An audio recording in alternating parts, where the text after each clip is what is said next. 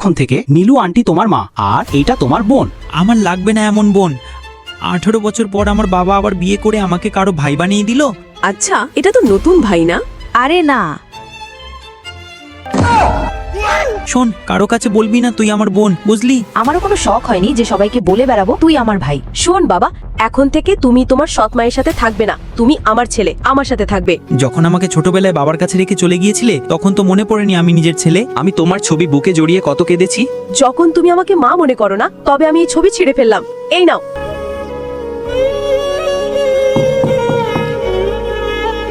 এখানে তো কেউ নেই, তাহলে দরজা নক করলো কে?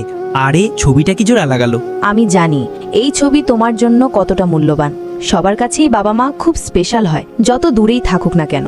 ধীরে ধীরে আমি ওকে আমার বোন হিসেবে মেনে নিতে শুরু করলাম। আরে এ কেন আমার পিছু করছে?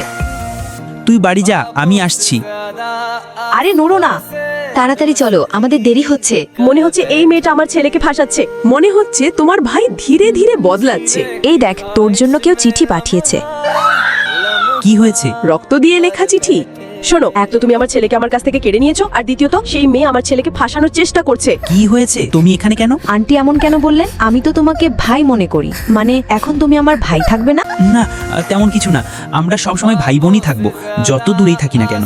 ওই দেখো চাঁদ কত দূরে, তবুও সবাই তাকে দেখতে পায়। যখনই আমার কথা মনে পড়বে ওই চাঁদের দিকে তাকিও। আমি সব সময় ছুটিতে তোমার সাথে দেখা করতে আসবো।